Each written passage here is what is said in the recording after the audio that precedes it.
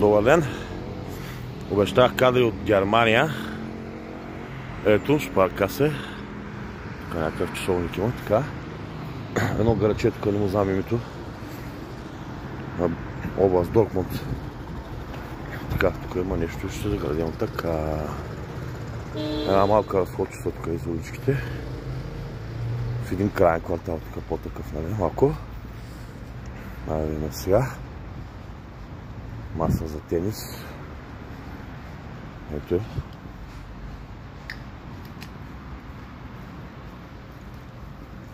Маса за тенис.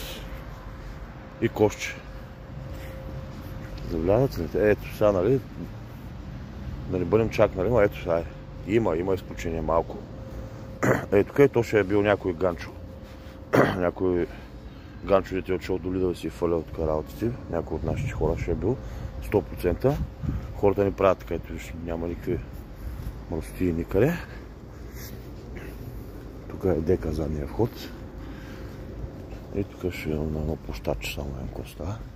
Ремонтни дейности, хората заградили. Тук правят нещо, заградили са.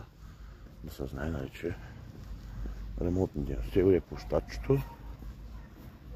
Така, колелета. Тук има пак малко, но като цяло тук има мръстии и мизери и бокуци от ганчо, от мизерника ганчо. Малко съм вдъхновен, защото аз също живея с такива мизерници ганчовци. Днеска им честих царя на войната. Но ето как се живее в Дойчланд, Германия. Хубавичко, чистичко. Ето към на пейче си можеш да седнеш. И така. Друг път ще направя повече така кадри. Но до тук показваме една нормална, хубава, добре уредена държава в място, което се води по-така, нали, малко по... Ако това мога да наречем мизерно, тук, значи представете си за какво става въпрос. Чакам коментари, къде ви харесва повече.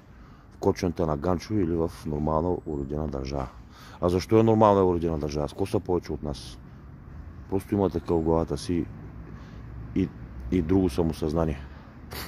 И друго състояние на духа, но това са вече по-дълбоки теми. Довиждане за сега.